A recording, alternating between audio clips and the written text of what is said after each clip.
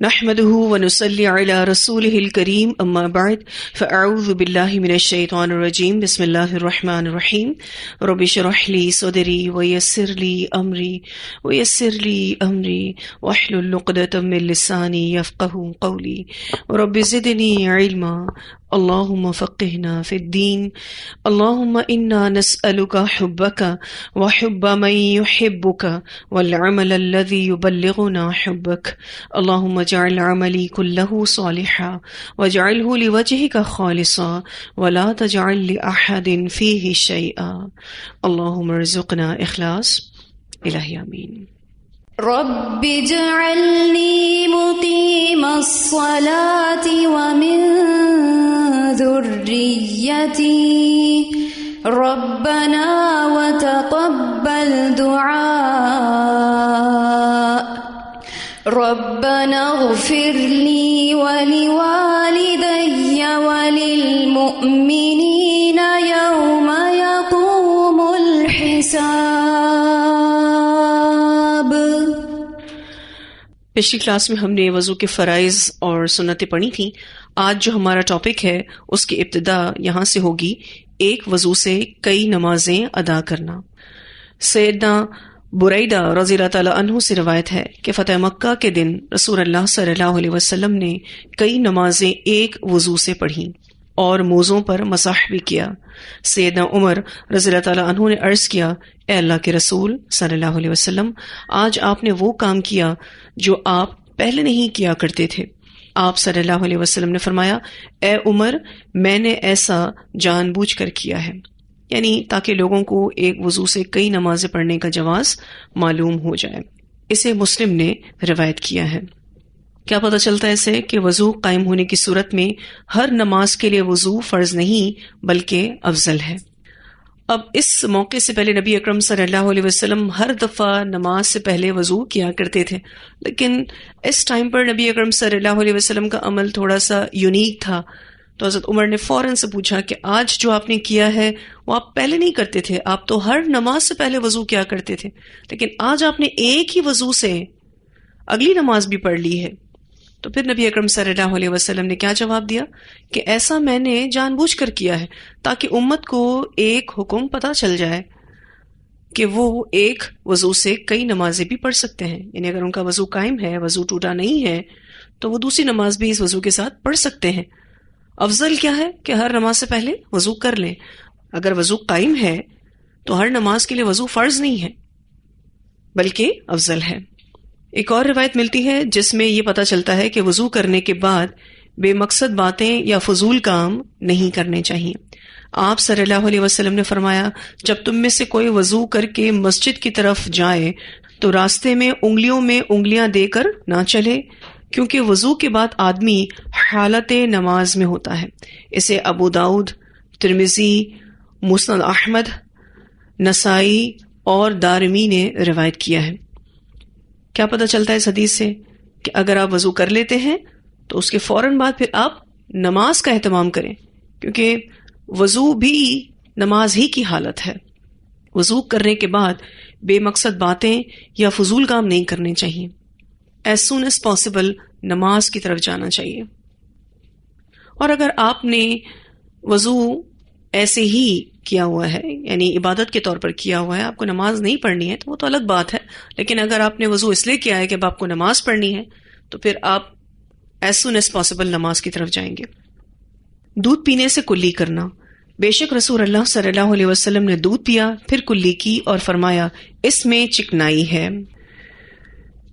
اسے بخاری نے روایت کیا ہے۔ لیکن اگر کوئی نہ کر سکے، کیا نہ کر سکے؟ کلی نہ کر سکے تو وہ نماز پڑھ سکتا ہے، کیونکہ دودھ پینے سے وضو ٹوٹتا نہیں ہے، البتہ چکنائی کی وجہ سے کلی کا حکم دیا گیا ہے۔ جب آپ دودھ پیتے ہیں تو آپ یہ محسوس کرتے ہوں گے کہ زبان پر چکنائی کے ذرات بیٹھ جاتے ہیں، تو منہ کی صفائی مقصود ہے، ٹھیک ہے جی۔ تو یہ حکم استحباب کے لیے ہے۔ نبی اکرم صلی اللہ علیہ وسلم نے ریزن بھی بتایا کہ کیوں آپ صلی اللہ علیہ وسلم دودھ پینے کے بعد کلی کر رہے ہیں، کیونکہ اس میں چکنائی ہے۔ آپ صلی اللہ علیہ وسلم نے بکری کا شانہ کھایا، اس کے بعد نماز پڑھی اور دوبارہ وضو نہیں کیا. اسے بخاری نے روایت کیا ہے. اس سے کیا پتہ چلتا ہے کہ اگر آپ کوئی بھی ایسا کھانا کھا رہے ہیں جس میں گوشت بھی شامل ہے تو آپ ڈائریکٹ نماز پڑھ سکتے ہیں. نبی اکرم صلی اللہ علیہ وسلم نے دوبارہ وضو نہیں کیا، اور دوبارہ وضو اس لیے بھی نہیں کیا کیونکہ آپ صلی اللہ علیہ وسلم کا وضو تھا. ٹھیک ہے، اگر کسی کا وضو ٹوٹ جاتا ہے تو اس کو وضو کرنا ہی کرنا ہے، لیکن اگر اس نے کچھ کھایا پیا ہے تو اس سے اس کا وضو نہیں ٹوٹتا. انشاءاللہ ہم نواقض وضو جب پڑھیں گے تو اس میں ہم یہ بات پڑھیں گے کہ اگر کسی نے اونٹ کا گوشت کھایا ہے تو اس کا وضو ٹوٹ جاتا ہے. اس وقت ہم یہ ساری تفصیلات دیکھیں گے. فی الوقت یہاں یہ بتایا گیا کہ آپ صلی اللہ علیہ وسلم نے مٹن کھایا، یعنی بکری کا گوشت کھایا، اس کے بعد نماز پڑھی، دوبارہ وضو نہیں کیا. کیا پتہ چلتا ہے کہ بکری کا گوشت کھانے سے وضو نہیں ٹوٹتا. پھر یہ کہ آپ صلی اللہ علیہ وسلم نے ستو کھائے، پھر کلی کر کے نماز پڑھی اور وضو نہیں کیا. اسے بخاری نے روایت کیا ہے. اب نبی اکرم صلی اللہ علیہ وسلم نے ستو کھانے کے بعد بھی صرف اور صرف کلی کی، کیونکہ ستو کے اگر کوئی ذرات منہ میں رہ گئے ہیں تو وہ کلی سے نکل جائیں. لیکن ایسا نہیں ہے کہ ستو کوئی کھاتا ہے تو اس کا وضو ٹوٹ جاتا ہے، اور اگر وہ کلی نہیں کر پایا تو وہ نماز نہیں پڑھ سکتا. ایسا نہیں ہے، نماز پڑھ سکتا ہے لیکن کلی کر کے پڑھے گا تو یہ بہتر ہے، افضل ہے. میں جب ان احادیث کو پڑھ رہی تھی تو میں یہ سوچ رہی تھی کہ منہ کی پاکیزگی کا کتنا خیال رکھا گیا ہے نماز کے دوران.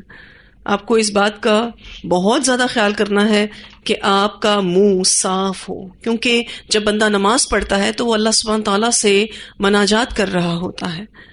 یوں سمجھ لیجئے کہ وہ اللہ سے باتیں کر رہا ہوتا ہے، تو اس کا منہ پوری طرح سے کلین ہونا چاہیے. منہ کی پاکیزگی کس چیز کا سبب ہے؟ اللہ سبحانہ تعالیٰ کی رضامندی کا سبب ہے. اسی لیے آپ دیکھیے کہ پچھلی کلاس میں ہم نے آپ کو مسواک کے حوالے سے بھی بتایا تھا کہ مسواک کتنی اہم اور تاکید والی سنت ہے، کیونکہ اس سے منہ کی صفائی نصیب ہوتی ہے. پھر اگلا چیپٹر ہمارا موضوع پر مساح سے ریلیٹڈ ہے. موضوع وغیرہ پر مساح کے متعلق احکام اور مسائل. سیدنا مغیرہ رضی اللہ تعالی عنہ کہتے ہیں، كنت مع النبي صلی اللہ علیہ وسلم في سفر فأهويت لأنزع خفيه فقال دعهما فإني أدخلتهما طاهرتين فمسح عليهما. میں ایک سفر میں نبی اکرم صلی اللہ علیہ وسلم کے ہمراہ تھا. میں نے وضو کے وقت چاہا کہ آپ صلی اللہ علیہ وسلم کے دونوں موزے اتار دوں. آپ صلی اللہ علیہ وسلم نے فرمایا انہیں رہنے دو، میں نے انہیں طہارت کی حالت میں پہنا تھا. پھر آپ صلی اللہ علیہ وسلم نے ان پر مسح کیا. اسے بخاری نے روایت کیا ہے. یہاں جو حدیث کے الفاظ ہیں کنت مع النبی صلی اللہ علیہ وسلم فی سفر فاہویت، یہاں یہ لفظ فاہویت کا معنی ہوتا ہے کہ انہوں نے اپنے ہاتھوں سے مدد لی، سہارا لیا، یا پھر یہ معنی ہے کہ حالت قیام سے نیچے کی طرف بیٹھنے کے لیے جھکے. کون؟ سیدنا مغیرہ رضی اللہ تعالیٰ عنہ. نبی اکرم صلی اللہ علیہ وسلم کے ساکس اتارنے کے لیے، ان کی ہیلپ کرنے کے لیے، کیونکہ نبی اکرم صلی اللہ علیہ وسلم وضو کرنے کے لیے بیٹھ گئے تھے. تو سیدنا مغیرہ کہتے ہیں کہ میں سفر میں نبی اکرم صلی اللہ علیہ وسلم کے ساتھ تھا تو میں نے اپنے ہاتھوں سے مدد لی، سہارا لیا، یا پھر وہ یہ کہنا چاہ رہے تھے کہ حالت قیام سے نیچے کی طرف میں بیٹھنے کے لیے جھکا تاکہ میں آپ صلی اللہ علیہ وسلم کے ساکس اتار دوں. یہاں جو انزع کے لفظ ہیں یہ بمعنی اخرجہ ہے کہ میں نکال دوں، میں اتار دوں. خفئی کہتے ہیں ساکس کو، کیونکہ اس سے پاؤں چھپ جاتا ہے نا. تو آپ صلی اللہ علیہ وسلم نے فرمایا کہ انہیں رہنے دو، میں نے انہیں طہارت کی حالت میں پہنا تھا. یہاں جو لفظ آیا ہے طاہرتین، اس سے مراد حالت وضو ہے. ٹھیک ہے جی، یہاں طاہرتین سے حال واقع ہو رہا ہے. معنی یہ ہے کہ دونوں پاؤں پاک ہیں، اس لیے موزوں کو نہ نکالو، میں نے ان کو حالت وضو میں پہنا ہے. اسی لیے نبی اکرم صلی اللہ علیہ وسلم نے ان پر مسح کیا. فمسح علیہما، پھر آپ نے ان پر مسح کیا. اس حدیث سے یہ ثابت ہوا کہ موزوں پر مسح اسی صورت میں درست اور جائز ہے جبکہ وضو کر کے پہنے گئے ہوں. اور بہت سارے لوگوں کو یہ بات پتہ ہی نہیں ہوتی، نہا کے نکلے، موزے پہن لیے، اور پھر اس کے بعد جب وضو کیا تو موضوع پر مسح کر لیا، اور نہانے کے دوران کوئی وضو نہیں کیا تھا، کوئی وضو کا اہتمام نہیں تھا، بس یہ کہ پاؤں صاف ستھرے کر کے موزے پہن لیے تو سوچا کہ اب اس پر مسح ہو سکتا ہے. تو ایسا نہیں ہے. موضوع پر مسح کس صورت میں درست ہے؟ جب وہ وضو کر کے پہنے گئے ہوں. حدیث میں ہے کہ یہ واقعہ غزوہ تبوک کے موقع پر نماز فجر کے وقت پیش آیا تھا، اور یہ ابو داؤد اور موطا امام مالک کی روایت ہے. تو کیا فکر پتہ چلی کہ موزوں کو پہننے سے پہلے وضو شرط ہے. اور یہ بھی بات پتہ چلتی ہے کہ موزوں پر مسح کرنے کا جواز سنت سے ثابت ہے. اسی بات کو ایک اور روایت میں بھی بیان کیا گیا ہے کہ موزوں کو پہننے سے پہلے وضو شرط ہے. نبی اکرم صلی اللہ علیہ وسلم نے فرمایا، اگر تم میں سے کوئی وضو کرنے کے بعد موزے پہنے تو اگلے وضو میں ان پر مسح کر کے نماز پڑھ لے، اور ماں سوائے جنابت کے اگر چاہے تو موزے نہ اتارے. یعنی اگر اس کو جنابت لاحق ہو گئی تو obviously اس پر کیا فرض ہو گیا؟ غسل فرض ہو گیا. اگر جنابت لاحق نہیں ہوئی تو بے شک موزے نہ اتارے. یہ روایت سنن دارقطنی کی ہے اور مستدرک للحاکم کی ہے. شریح بن ہانی رحمہ اللہ فرماتی ہیں، میں نے سیدنا علی رضی اللہ تعالی عنہ سے موزوں پر مسح کرنے کی مدت کے متعلق پوچھا تو سیدنا علی رضی اللہ تعالیٰ عنہ نے فرمایا، رسول اللہ صلی اللہ علیہ وسلم نے مسافر کے لیے یعنی مسح کی مدت 3 دن رات اور مقیم کے لیے 1 دن رات مقرر فرمائی ہے. اسے مسلم نے روایت کیا ہے. اس حدیث سے آپ کو یہ پتہ چلتا ہے کہ موزوں پر مسح کرنے کا ٹائم پیریڈ کس کو کتنا دیا گیا ہے.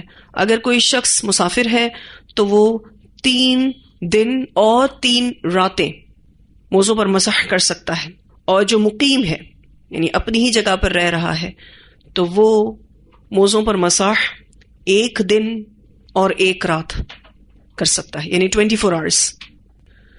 سیدنا صفوان بن عسال رضی اللہ تعالیٰ عنہ کہتے ہیں کہ حالت سفر میں رسول اللہ صلی اللہ علیہ وسلم ہمیں حکم دیتے کہ ہم اپنے موزے 3 دن اور 3 راتوں تک پخانہ، پیشاب یا سونے کی وجہ سے نہ اتاریں بلکہ ان پر مسح کریں. ہاں، جنابت کی صورت میں یعنی موزے اتارنے کا حکم دیتے. اسے ترمذی نے روایت کیا ہے. چونکہ سفر میں اور بھی بہت ساری مشقتیں ہوتی ہیں تو یہاں مسلمانوں کو کمفرٹیبل کیا گیا ہے کہ اگر کوئی شخص سفر کر رہا ہے تو وہ اپنے ساکس کو بے شک 3 دن 3 راتیں نہ اتارے، اور وضو کی حالت میں اس نے پہنے ہیں تو وہ ان 3 دنوں تک یعنی مکمل 3 دنوں تک ان پر مسح کر سکتا ہے. یہ جو لاسٹ ہم نے ابھی حدیث پڑھی، اس سے کیا پتہ چلتا ہے کہ جنبی ہونا مسح کی مدت ختم کر دیتا ہے. سیدنا صفوان بن عسال کیا کہتے ہیں کہ جنابت کی صورت میں یعنی نبی اکرم صلی اللہ علیہ وسلم موزے اتارنے کا حکم دیتے، کیونکہ جیسے ہی کوئی شخص جنبی ہو جاتا ہے تو اس پر غسل واجب ہو جاتا ہے. ٹھیک ہے، تو جنبی ہونا مسح کی مدت ختم کر دیتا ہے، اس لیے کہ غسل جنابت میں موزے اتارنا لازم ہے. البتہ بول و براز اور نیند کے بعد موزے نہ اتارے جائیں بلکہ معینہ مدت تک ان پر مسح کیا جا سکتا ہے. یعنی جو ٹائم پیریڈ مسح کا دیا گیا ہے اس ٹائم پیریڈ تک موزوں پر مسح کیا جا سکتا ہے. موزوں پر مسح کی کیا شرائط ہیں، اس بات کو آپ اچھے سے سمجھ لیں. پہلی شرط، موزے یا جرابیں باوضو ہو کر پہنے ہوں، یہ پہلی شرط ہے، اور یہ بات ابھی ہم نے حدیث میں بھی پڑھی. دوسری شرط، موزے پاؤں کے اس حصے کو ڈھانپتے ہوں جس کا دھونا ضروری ہے. آج کل آپ دیکھیں تو ایسے بھی ساکس آتے ہیں کہ صرف اور صرف جو پاؤں کا تلوا ہوتا ہے وہ ڈھکا ہوا ہوتا ہے، اور تھوڑی سی فنگرز کے اوپر سے موزوں کی ایک لیئر آ رہی ہوتی ہے اور پیچھے سے ایڑی کو تھوڑا سا وہ کور کر رہا ہوتا ہے. یعنی یوں سمجھ لیجئے جیسے کہ شوز کی طرح کے ساکس ہوتے ہیں، تو ان ساکس پر مسح نہیں ہو سکتا. کیسے ساکس ہونے چاہیے؟ جو پاؤں کے اس حصے کو ڈھانپتے ہوں جس کا دھونا ضروری ہو. تیسری شرط، موزے اتنے موٹے ہوں کہ جس کے نیچے سے پاؤں کی اسکن نظر نہ آتی ہو. آج کل ایسے بھی ساکس آتے ہیں جن کو اگر آپ پہنے تو وہ اتنے باریک ہوتے ہیں کہ اندر سے پاؤں چھلک رہا ہوتا ہے، تو ان پر بھی مسح نہیں ہوتا. موزے اتنے تھک ہونے چاہیے اتنے موٹے ہونے چاہیے کہ جس کے نیچے سے پاؤں کی سکن نظر نہ آتی ہو. پھر چوتھی شرط، مقیم کے لیے مدت مسح 1 دن ہے اور 1 رات ہے، اور مسافر کے لیے 3 دن اور 3 راتیں ہیں. اب سوال یہ پیدا ہوتا ہے کہ مدت مسح کی ابتدا کب سے ہوتی ہے؟ یعنی اگر کسی نے ساکس پہن لیے ہیں وضو کر کے تو اس کی مدت مسح کب سے شروع ہوگی؟ علماء کی ایک رائے یہ ہے کہ مدت کا آغاز وضو ٹوٹنے کے وقت سے شروع ہوگا، موزہ پہننے کے وقت سے نہیں. مثلا ایک شخص نماز ظہر کے وقت وضو کر کے موزے پہنتا ہے اور اس کا وضو شام کو جا کر ٹوٹتا ہے، تو اس کے لیے آغاز مدت شام کا وقت ہوگا. ٹھیک ہے، اور یہ بات بلوغ المرام میں آتی ہے، اور بلوغ المرام جو ہے یہ حافظ ابن حجر عسقلانی صاحب کی فقہ کی کتاب ہے اور کافی نون کتاب ہے. اس کے علاوہ امام نووی، امام اوزاعی اور امام احمد رحمت اللہ علیہم کہتے ہیں کہ مسح کی مدت موزے پہننے کے بعد وضو کے ٹوٹ جانے سے نہیں بلکہ پہلا مسح کرنے سے شروع ہوتی ہے. ٹھیک ہے، اب یہ 3 امام ہیں، امام نووی، امام اوزاعی اور امام احمد. وہ کہتے ہیں کہ مسح کی مدت موزے پہننے کے بعد وضو کے ٹوٹ جانے سے نہیں بلکہ پہلا مسح کرنے سے شروع ہوتی ہے. یعنی اگر ایک شخص نماز فجر کے لیے وضو کرتا ہے اور موزے پہن لیتا ہے، پھر نماز ظہر کے لیے وضو کرتے وقت اس نے موزوں پر مسح کیا، تو اگلے دن کی نماز ظہر تک وہ مسح کر سکتا ہے. ٹھیک ہے، اب یہاں پر مقیم شخص کی جو مدت مسح ہے اس کو بتایا گیا ہے، یعنی 24 آورس، 1 دن اور 1 رات. کہ اگر اس نے نماز ظہر کے ٹائم پر پہلا مسح کیا تو اس پہلے مسح سے اس کی مدت مسح شروع ہو جاتی ہے، اور کب تک رہے گی؟ نیکسٹ ڈے نماز ظہر تک. اس سے پہلے جو ہم نے بات پڑھی اس میں کیا تھا کہ جب وضو ٹوٹے گا تب سے مدت مسح شروع ہوگی، اور اس میں کیا بات ہو رہی ہے کہ جب وہ پہلا مسح کرے گا تب سے اس کی مدت مسح شروع ہوگی. ٹھیک ہے، راجح رائے یہ ہے کہ اس مدت کی ابتدا اس وقت ہوگی جب پہلی بار مسح کیا جائے گا. ٹھیک ہے، اس کی ابتدا نہ تو موزے پہننے کے وقت سے ہوگی اور نہ پہننے کے بعد بے وضو ہونے کے وقت سے. کنکلوژن یہ نکالا ہے علماء نے. آپ کو کیا یاد رکھنا ہے کہ مدت مسح پہلے مسح سے شروع ہوتی ہے، اور کامن سینس بھی ہے. ٹھیک ہے نا، آپ کو جس چیز کا ٹائم پیریڈ دیا جا رہا ہے اس کو obviously اسی سے ہی شروع ہونا چاہیے جب آپ اس کام کو پہلی بار کر رہے ہیں. ٹھیک ہے جی، کلیئر ہے دونوں طرح کی بات. ایک اور شرط ہے موزوں پر مسح کرنے کی، وہ یہ کہ مسح کے بعد موزوں کو اتارا نہ ہو. اگر موزے وغیرہ اتار لیے جائیں تو پاؤں کا دھونا ضروری ہو جائے گا، ورنہ وضو باطل قرار پائے گا. اگر کسی نے موزوں پر مسح کیا اور پھر اس کے بعد ساکس اتار دیے تو اس کا وضو باطل ہو جائے گا. پھر اس کو پاؤں دھونا ضروری ہے، کیونکہ مسح کا تعلق وضو سے ہے. موزے اتر گئے، وضو ختم. وہ موزے جس پر مسح کیا تھا. اس طرح کا ایک واقعہ ہمارے ساتھ پیش آیا تھا کہ ہم ایک جگہ ساتھ بیٹھے ہوئے تھے، تو نماز عصر کا ٹائم ہوا. میرے ساتھ میری ٹیچر بھی تھی، تو ہم سب نے وضو کیا اور نماز عصر کے لیے کھڑے ہونے والے تھے. تو جو میری ٹیچر تھی انہوں نے موزوں پر مسح کیا. اچھا، پھر جیسے ہی وہ موزوں پر مسح کرنے کے ساتھ اپنے وضو کو مکمل کر کے نماز کے لیے آئیں تو جائے نماز پر کھڑے ہونے کے ساتھ انہوں نے ساکس اتار دیے. ان کو شاید گرمی لگ رہی تھی تو انہوں نے ساکس اتار دیے، اور پھر اس کے بعد جو ہے ہم حیران ہو گئے کہ اور بس ان کا وضو تو باطل ہو گیا. تو انہوں نے پھر کہا کہ میں نے تو موزوں پر مسح کیا تھا اور میں نے ساکس اتار دی، تو obviously میرا وضو ختم ہو گیا، تو مجھے اس کو دوبارہ سے کرنا ہوگا. ایسا ہو جاتا ہے بسا اوقات کہ انسان غلطی سے بھی یہ عمل کر جاتا ہے، اور اس کو یہ اصول پتہ ہونا چاہیے کہ اگر اس نے موزوں پر مسح کرنے کے ساتھ اپنے وضو کو کمپلیٹ کیا ہے تو وہ ساکس اب اتار نہیں سکتا، کیونکہ مسح کا تعلق کس سے ہے؟ وضو سے ہے. تو موزے اتر گئے جن پر مسح کیا تھا تو وضو ختم. جیسے کہ ایک سٹیٹمنٹ ابھی میں نے آپ کو دیا کہ مسح کا تعلق وضو سے ہے. اس لیے آپ دیکھیے کہ جب کسی شخص کو جنابت لاحق ہو اور اس کے لیے غسل ضروری ہو تو مسح ختم ہو جاتا ہے. تو کیا بات پتہ چلتی ہے کہ مسح کا تعلق وضو سے ہے، اس کا تعلق غسل سے نہیں ہے. جب غسل کی نیڈ ہوگی تو پھر غسل ہی کرنا ہے، ساکس اتارنے ہوں گے. ایک چھٹی شرط موزوں کے مسح کے حوالے سے ہے، وہ یہ کہ مسح مدت مسح کے اندر ہو. ٹھیک ہے، یہ شرط ہے کہ مسح آپ کب تک کر سکتے ہیں؟ جب تک کہ آپ کے پاس اس کا ٹائم باقی ہے. تو مسح مدت مسح کے اندر ہو. اب موزوں پر مسح کرنے کا کیا طریقہ ہے یہ بھی سیکھ لیجئے. موزوں پر مسح کرنے کا طریقہ یہ ہے کہ ہاتھوں کو تر کر کے پاؤں کی انگلیوں کی طرف سے شروع کر کے پنڈلی تک چھوتا ہوا لائے، اور یہ صرف اوپر کے حصے پر ہی کرنا ہوگا، نیچے کی طرف نہیں.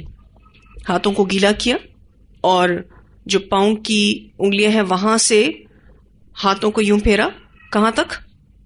پنڈلیوں تک، جہاں تک وضو کرنا ضروری ہے بس وہاں تک تھوڑا سا لے گیا. اور اوپر کے حصے پر ہی صرف مسح ہوتا ہے، پاؤں کے نچلے حصے پر مسح نہیں ہوتا.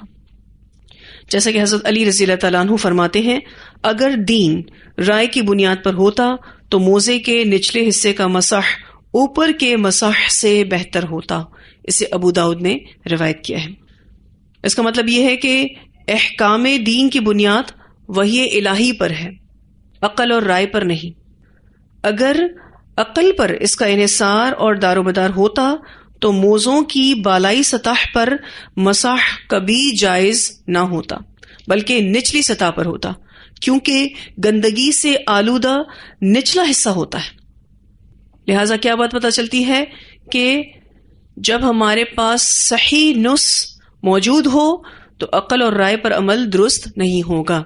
اگر آپ سے کوئی پوچھے کہ موزوں پر مسح کس جگہ ہونا چاہیے، موزوں کے اوپری حصے پر یا نچلے حصے پر، تو آپ نے اپنی عقل سے کیا جواب دینا ہے؟ نچلے حصے پر، کیونکہ گندگی تو موزوں کے نچلے حصے پر لگتی ہے تو مسح بھی وہی ہونا چاہیے.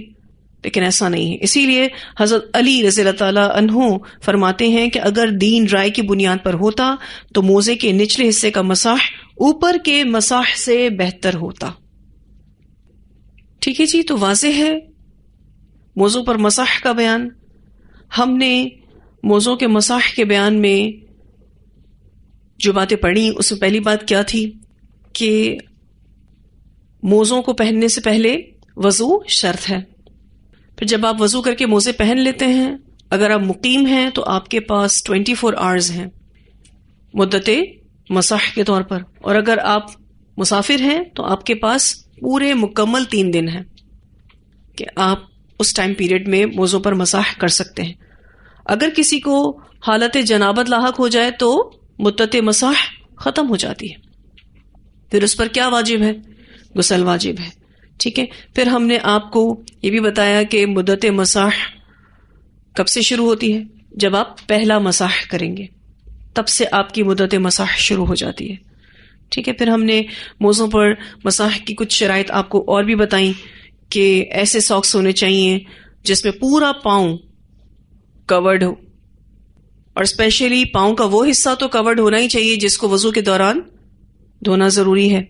اور اسی طرح سے موزے اتنے تھک ہونے چاہیے کہ پاؤں کی اسکن نظر نہ آئے. ٹھیک ہے جی. اور اگر کسی نے موزے اتار دیے جس پر مسح کیا ہے تو کیا اس کا وضو باقی رہے گا؟ نہیں، وضو باطل ہو جائے گا. ٹھیک ہے. اور اسی طرح سے ایک اور چیز ہم نے آپ کو بتائی کہ مسح مدت مسح کے اندر ہو.